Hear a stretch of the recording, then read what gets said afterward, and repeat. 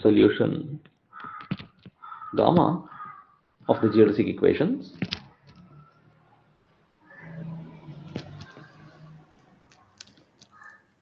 is a curve on S. So we already did this once, yeah. So you do all the calculations somewhere in some neighborhood. So for integral curves, actually, we did this and then show that somehow you have to land up in the surface, yeah. So, to conclude the proof.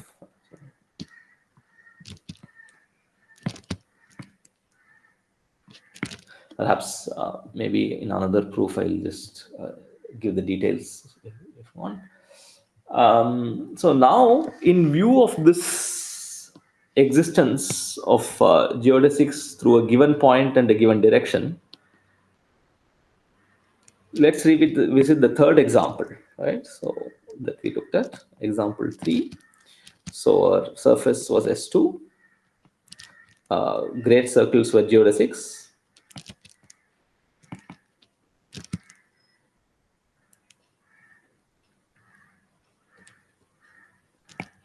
Now we want to claim the converse.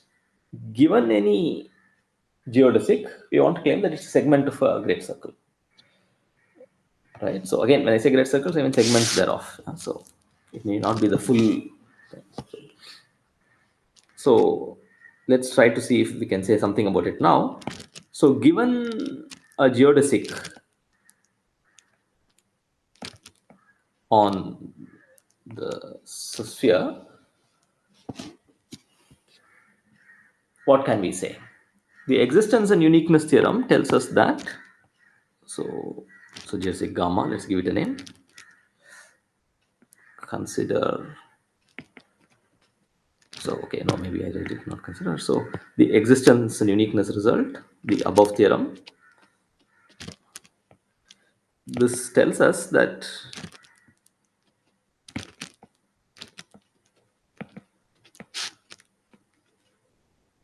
there is a unique geodesic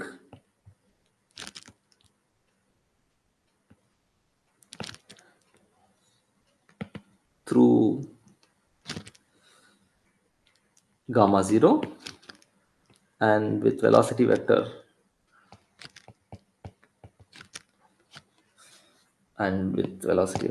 gamma dot 0 and with initial velocity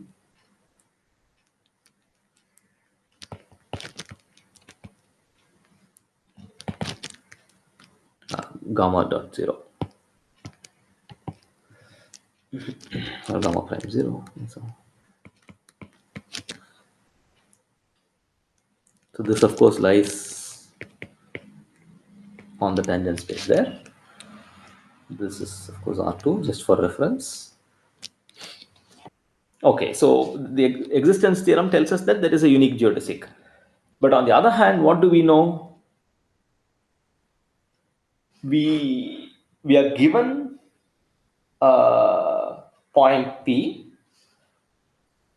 and this lies on the circle, yeah. So and we are given an initial velocity gamma prime, yeah. So now if we are interested in I would say non-constant geodesics. So if this gamma prime 0 is not 0, then you look at the corresponding unit vector.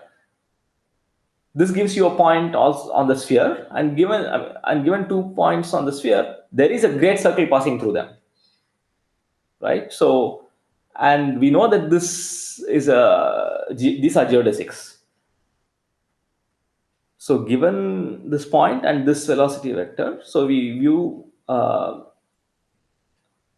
by normalization the velocity vector as giving a direction at the point gamma 0, and but by normalization we view these as 2 points on the sphere itself, and given these 2 points there is a unique great circle passing through them both, and that gives us, and that we know is a geodesic, and by uniqueness it is the only one. So yeah. So maybe I should have written that first and the uniqueness second, but okay.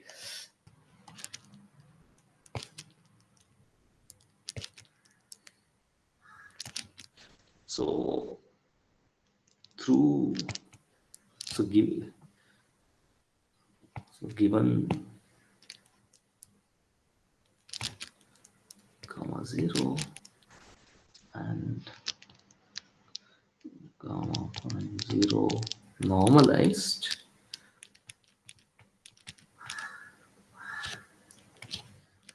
there is a great circle through this point in that direction. Yeah? So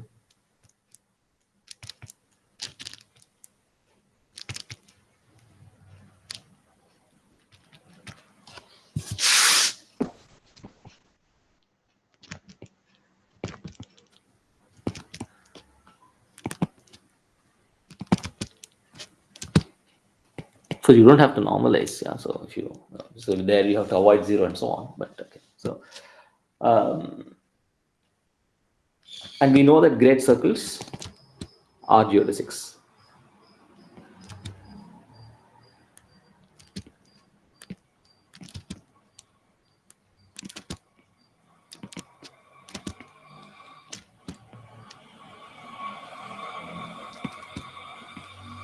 So this great circle that we get is the only geodesic.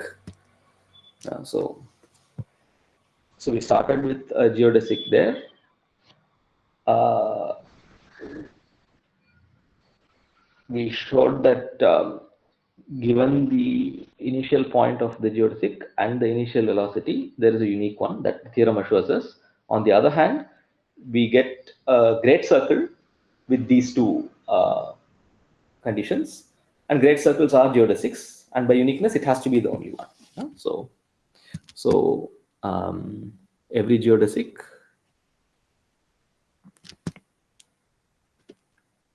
is a great circle, a segment thereof.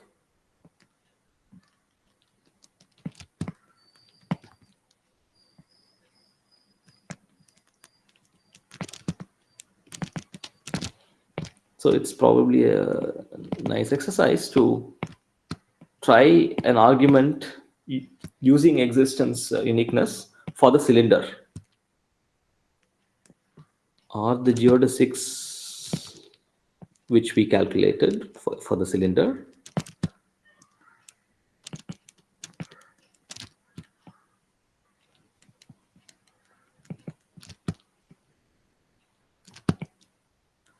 on the cylinder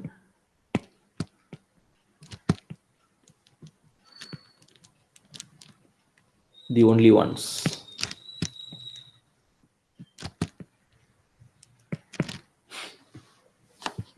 So you might want to try a similar kind of argument. Of course, there are many cases there. You may have to look at each case separately. However, existence and uniqueness generally gives you that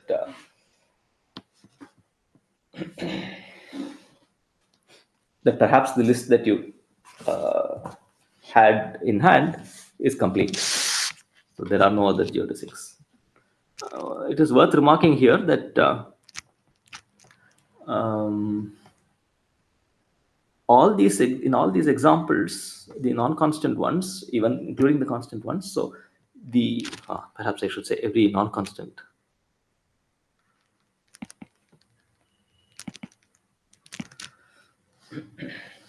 So non-constant should come there. So notice that all these geodesics that we saw were defined for all time t, right? So a geodesic is called complete if it is defined for all time.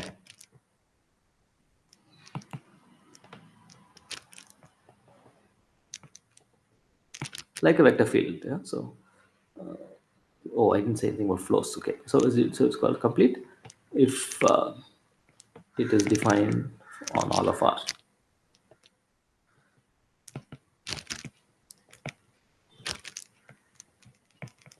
So in all our examples, this has happened, and we say that S2, for example, in this case, so S2 is geodesically complete, as are the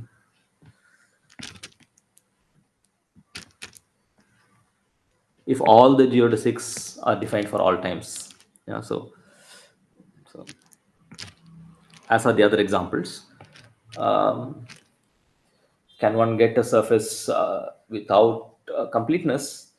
Uh, you could. The easiest way is probably to just remove a point, because then the curve, you can't just go through there. Yeah, so every geodesic will get stuck.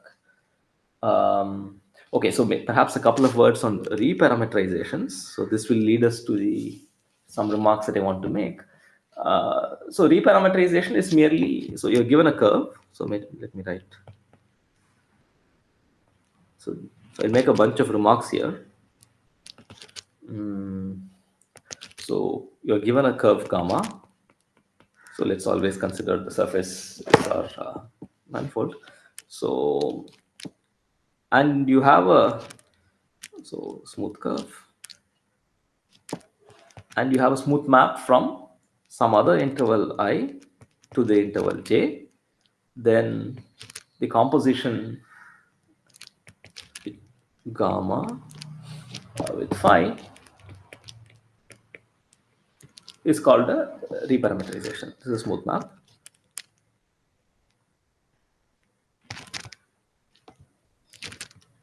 So we won't spend too much time here, but I just wanted to mention a couple of results, which at least one of which is heuristically clear and should be doable as well as an exercise. Of course, notice you have chain rule, etc. here, right? So you differentiate it. So you have a hold on this. So what is it that they wanted to say? Okay, for regular curves and so on. Okay, I won't say this. Okay, so I'll only say one thing. So which is that if you take a non-constant geodesic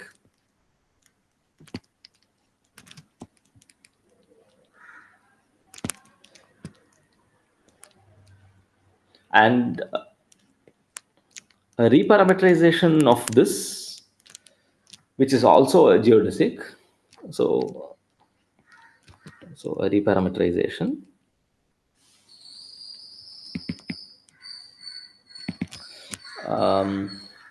then the reparameterization is a geodesic if and only if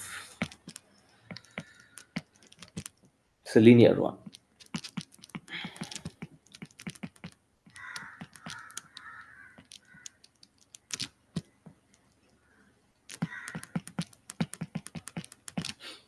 So this is an eminently solvable exercise, right? So why? Because so you just have to apply chain rule, so to reparameterization, and then put the condition that it is also a geodesic. Yeah. So this is actually worthwhile.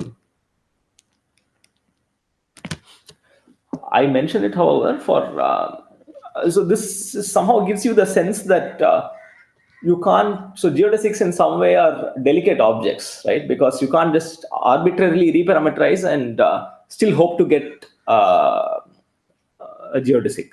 Yeah. So in fact, don't you're allowed only. It's a very rigid situation. Yeah. So you're allowed only certain kinds of reparameterizations if you want geodesics. So the remarks in this context are, so this I made for the following.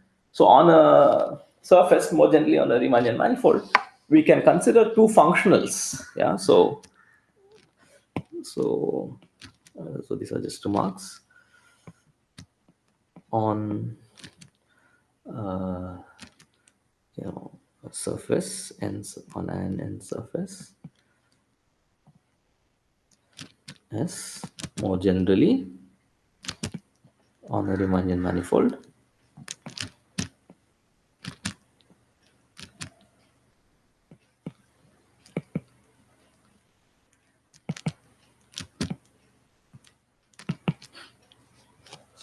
We can consider two functionals.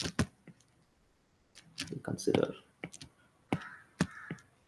one called the length functional and the other called the energy functional. So the first on the space of all smooth curves. Because you don't have to demand smoothness, but you could look at a small, bigger class, but we'll impose that. on the space of all smooth curves on S.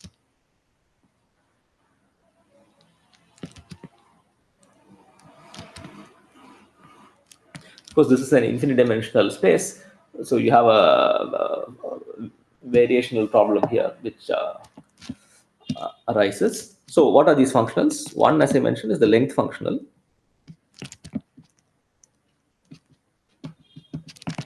So this simply associates to a curve its length. I'll quickly recall. So what this is from your classical case, if you have seen this. So I have a half dt. So these are the tangent vectors at these points. So this is so the inner product is, the Riemannian thing is that you have an inner product. So the velocity vector field at every point gives you a tangent vector at that point, and there is an inner product on the tangent space, and this is where the metric enters. Yeah, so this is the. So when we see this, I want to point out, we have already seen this in some way. So Riemannian metric, whatever it means. So it's just an inner product on each tangent space. The key point about this functional is that this is invariant under reparameterizations.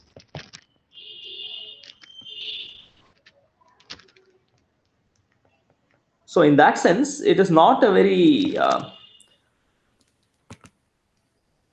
it's not particularly well suited to perhaps pick out geodesics, right? Because geodesics, you are allowed only certain reparameterizations.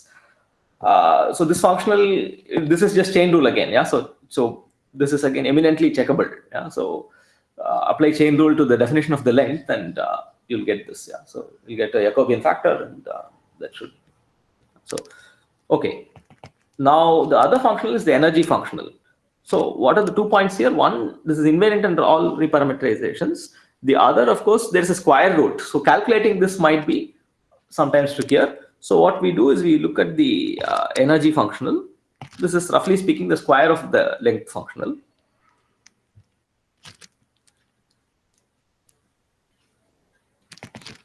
So what it does is to associate energy to every curve.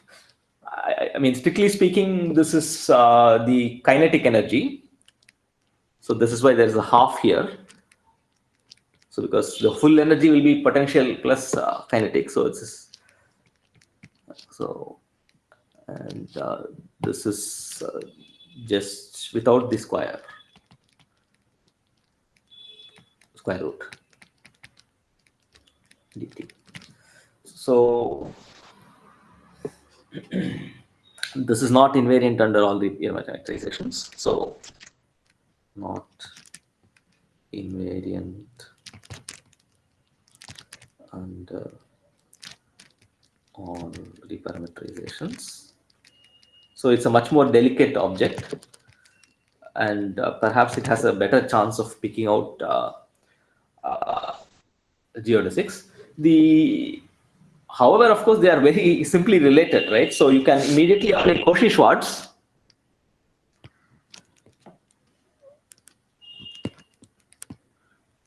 To see the obvious inequality, which is square of the length is less than equal to length of the interval. Maybe there's a constant factor, but 2 length of the interval times the energy functional. So why are all these interesting? The theorem here is that geodesics are precisely the critical points of the energy functional.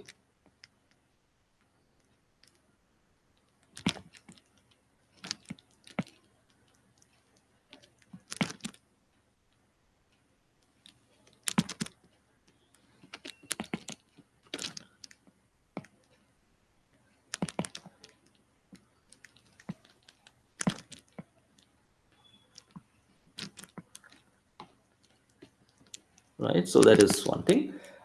Of course, critical point for the energy functional by the inequality is also a critical point for the length functional. Yeah, so the distinction between the two comes concerning curves which minimize the length functional. Yeah, so the curves which minimize the length functional are necessarily geodesics, but not all geodesics minimize the length functional. And the problem is a simple one that we all know from calculus. It is because the minima, the extrema for these are local in nature. So locally, they contain the same information, these functionals.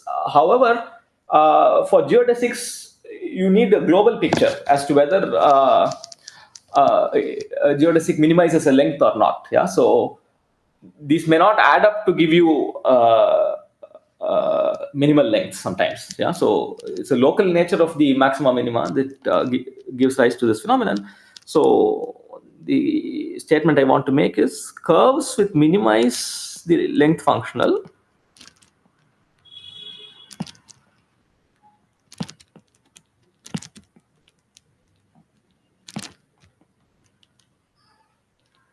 are geodesics, are necessarily geodesics. Um, but not all geodesics minimize the length function. So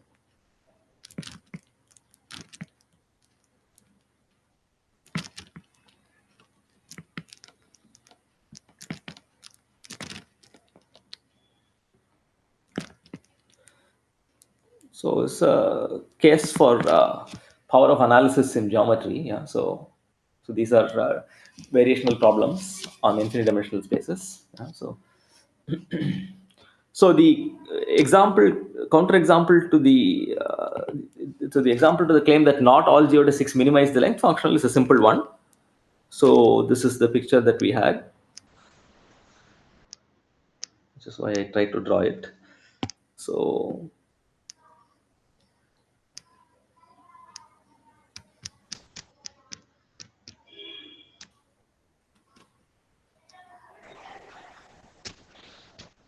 So both this black part between A and B and the red dotted line.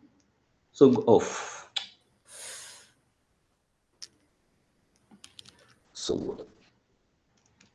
these are both geodesics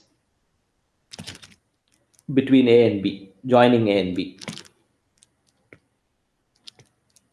Of course, the length of the black one is much smaller than the length of the one which you go around the other way by the great circle. Yeah, so this the going the other way around along the red dotted line also gives you a geodesic joining A and B, but its length is not minimal.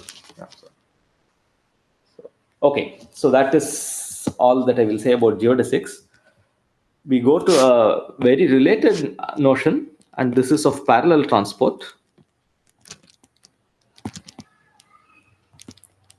So I'll say how it is related, not to geodesics to start with, certainly, but to the idea of derivatives of vector fields along curves. Right. So that was what we saw when looking at geodesics. The point about that. So maybe let me write this immediately as an observation. So, um, so just to recall, so a vector field along a curve gamma. So we'll go back to our hypersurface case. So S is, as usual, is tangent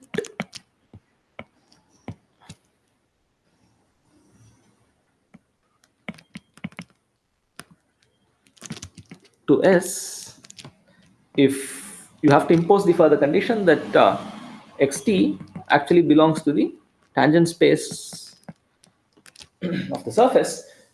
So even if you start with a vector field which is tangent to this hypersurface, the derivative of this need not be.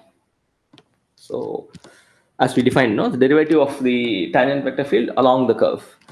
So the derivative of the tangent vector field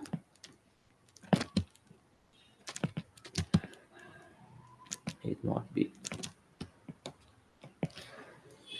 So the simplest thing is, of course, in the case of geodesics, velocity vector field and acceleration vector field, right? So these are certainly so the derivative of the velocity vector field is certainly not tangential, yeah, to the surface.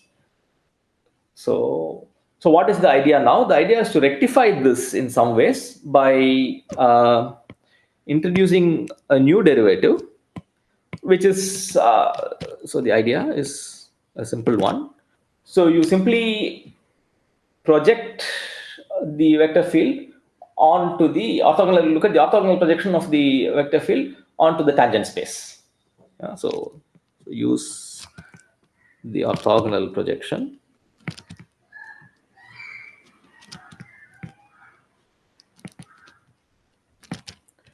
of the derivative of a tangential vector field along the curve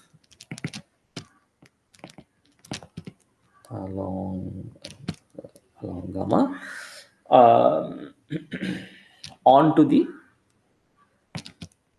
tangent space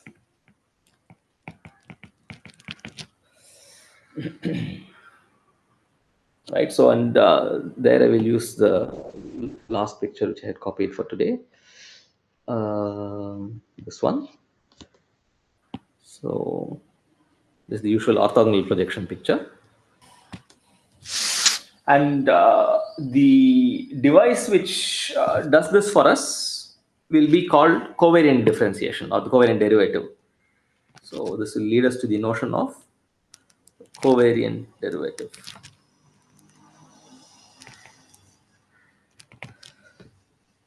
So what do we do in covariant differentiation? We differentiate a vector field along a curve as we did before, and then project it onto the use the orthogonal projection onto the tangent space. So this is, I'll put an equal to. So this is differentiating a vector field x along a curve. So differentiate a vector field along the curve and then project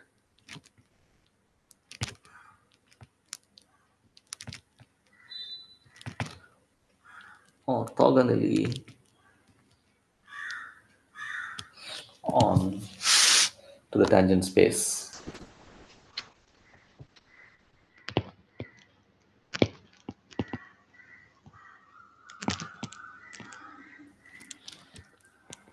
T gamma t of s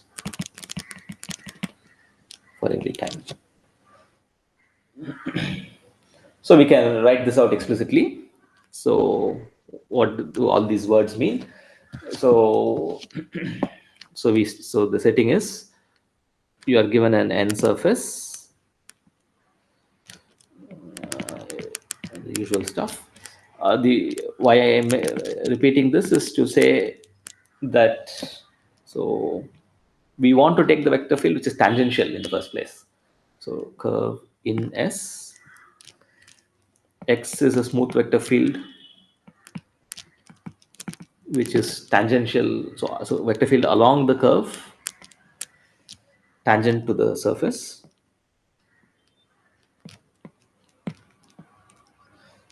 Then the covariant derivative, you define it explicitly just by what it is. Yeah. So define covariant derivative by x prime of x by x prime at t is simply the what you would do right? So the derivative along the curve, you take that. Then for the orthogonal projection, what do? You pair it with the normal along the curve, and that will give you the appropriate scaling. That's the normal. So the usual orthogonal projection formula. Yeah? So the one point to remember here is the so maybe I just move it slightly to the right. So one point to remember here is because of the way it is defined. So let me rewrite this. So notice that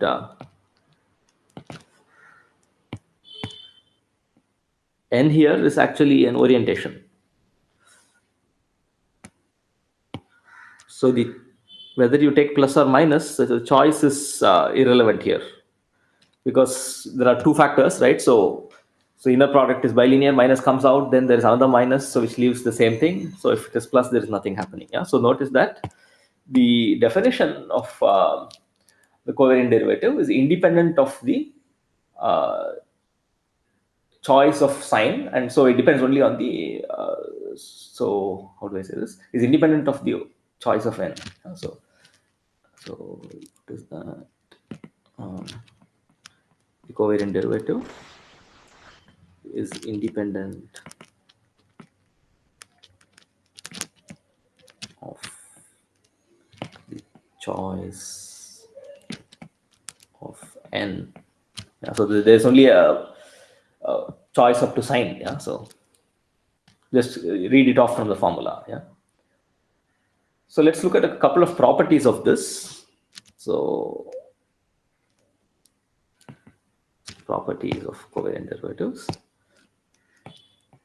So as indeed with the other derivatives, so again the covariant derivative is something which generalizes to arbitrary Riemannian manifolds. Yeah. So maybe I'll make a couple of remarks about this tomorrow.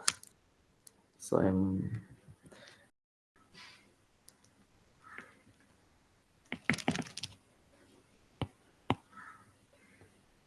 the point I want you to remember is as indeed with the derivative just along the curve, even there are similarities. Here it's stronger to directional derivatives, and this is something which can be made very precise. Actually, it's not a coincidence that there are such formal similarities. So I'll only briefly draw your attention to that. So what do I have? So I have smooth vector fields on surface S, tangent to S. So maybe tangent to S along a parameterized curve along gamma. So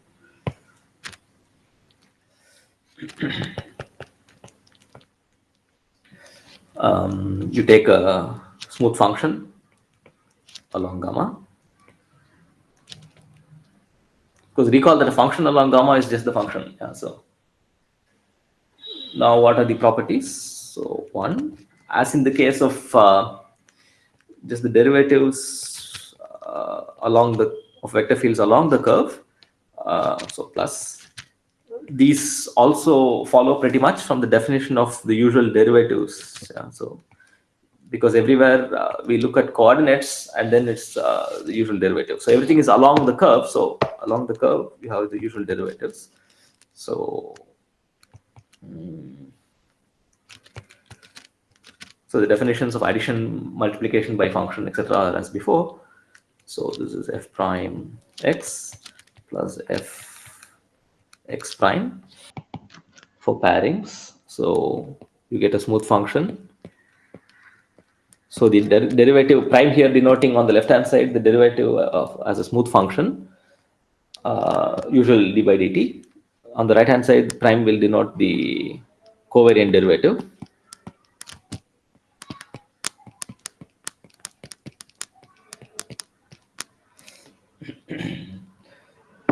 So these are all similar. So perhaps I'll say notice similarities to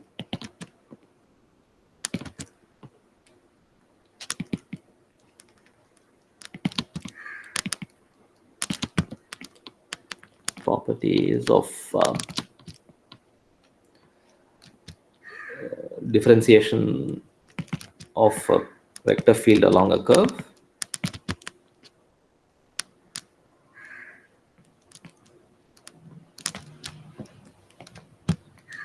Um, so yeah, so perhaps okay, maybe I'll. So I wanted to check one of these. So maybe the third one. I don't know. I checked the previous one last time. No, so I checked two before. So one is obvious. So maybe I'll check three. But so let's see what covariant derivative actually does. So the covariant derivative of tangential vector field, what it does is measures the change of the vector field as you go along the curve, as you go on the vector field along the curve, but as seen from the surface, right? What does it mean? By ignoring the normal components, right? So because you are projecting orthogonally to the tangent space, so you are observing the rate of change of the vector field only in the tangential directions, meaning only along the surface, and ignoring the normal components. Yeah, so that's the observation there. Um, yeah, so I think I have some things to do, but so perhaps I will stop with yeah, perhaps I will simply stop here.